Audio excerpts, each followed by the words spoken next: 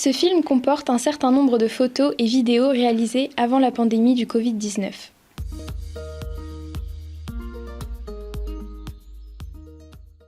Pourquoi avez-vous choisi cet institut ? On a choisi cet institut parce qu'on avait eu de très bons retours concernant des anciens élèves, notamment pour l'encadrement et puis pour l'environnement. Alors moi, je suis au sein déjà du CAGR de Guillaume-Régnier et j'ai passé le concours en interne. Et c'est comme ça en fait que je suis rentrée du coup à l'école, à l'IFSI de Guillaume-Régnier. Mais j'avais déjà eu vraiment des échos où l'école vraiment est très proche des élèves et avec une formation très complète. Donc j'ai passé mon concours en externe et donc voilà, j'avais le choix entre deux écoles. J'ai pris Guillaume-Régnier, j'ai eu des bons avis, j'ai des anciennes collègues qui ont fait leur formation ici et qui m'ont conseillé cette école. Et comment vous sentez-vous ? Alors on se sent très à l'écoute, les formateurs sont vraiment très bien au niveau de l'encadrement et puis au niveau de la situation sanitaire, l'équipe pédagogique a vraiment mis tout en place pour qu'on se sente vraiment bien et qu'on puisse continuer nos apprentissages correctement. Pour moi personnellement, je trouve que ils sont, comme disait Géraldine et Elena, les formateurs sont très proches des élèves et ils nous encouragent vraiment à aller jusqu'au fond jusqu'au bout quoi. Alors moi au sein de l'institut je me sens bien par rapport aux locaux, c'est quand même assez petit, c'est convivial et les salles de TP elles sont très bien équipées, ça nous permet de bien travailler. Les formateurs sont hyper à l'écoute et super sympas et je trouve qu'ils ont été très réactifs au niveau de la crise sanitaire du Covid.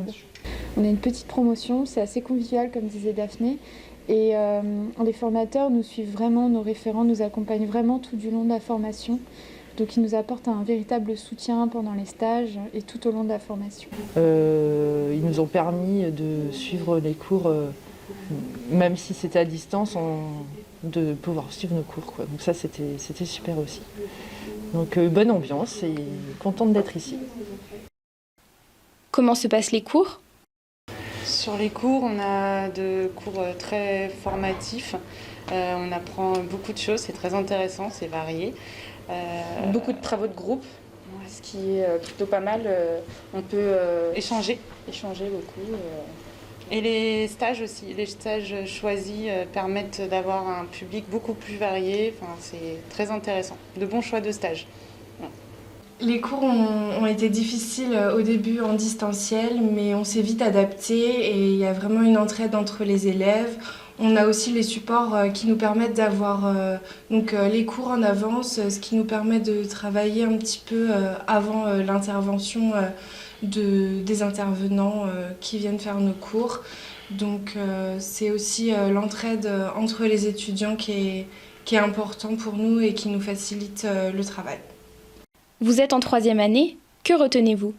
Alors comment j'ai vécu les 3 années au sein de l'IFSI, je dirais en fait très bien. Alors les points forts de la formation sur les 3 ans, déjà je pense que le premier gros point fort, et moi je l'ai remarqué tout de suite, c'était les formateurs.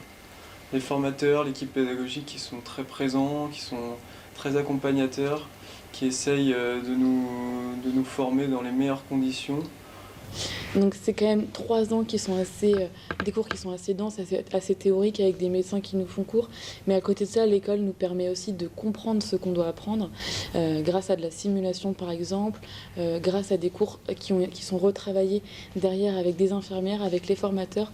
Et du coup, ça nous permet de vraiment comprendre toute cette théorie qui peut parfois paraître compliquée et on prend le temps de retravailler tout ça et ça c'est vraiment important et c'est vraiment un des axes de cette école qui nous est cher aussi.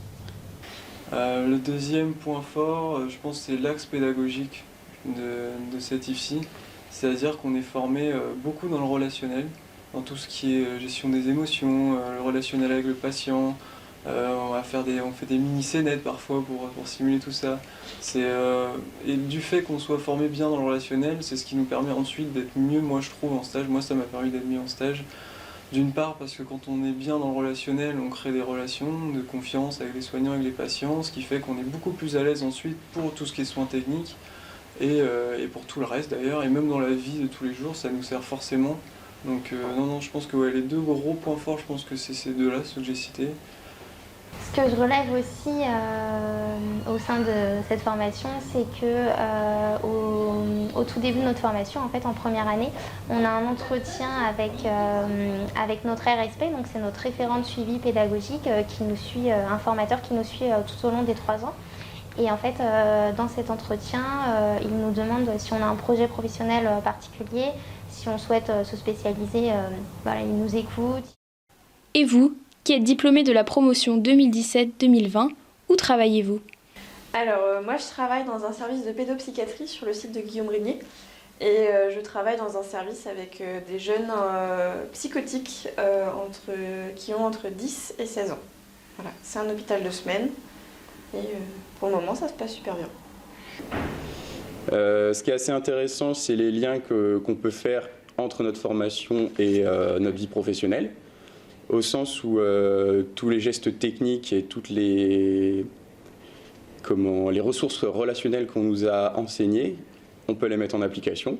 Après, il y a une marche assez importante, on va dire, sur du passage de la vie étudiante à la vie professionnelle, notamment au niveau des responsabilités qui sont plus importantes et du fait qu'on devient un peu plus seul à gérer nos patients. On passe de on est tutoré à on est vraiment seul à gérer. Pourtant, c'est très enrichissant et très intéressant. Donc moi, je suis très satisfait de ma vie professionnelle.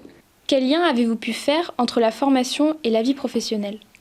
Alors, entre la formation et la vie professionnelle, moi je dirais qu'on a quand même la base de théorie qu'on peut mettre en pratique. On a aussi certains outils qu'on peut mettre en application, comme les entretiens, comme donner des traitements, ce genre de choses qu'on apprend à l'école.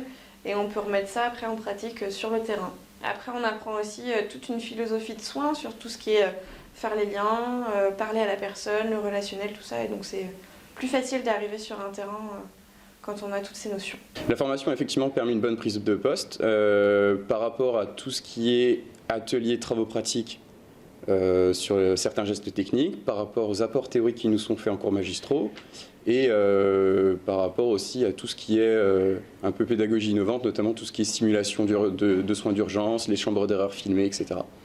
Tout ça, ça a permis de faire beaucoup de liens avec les stages et du coup améliorer notre vie professionnelle. Oui, c'est une formation qui est très complète et j'ai trouvé qu'on était très bien accompagnés à l'IFSI du CHGR, donc ça permet d'arriver serein sur les terrains.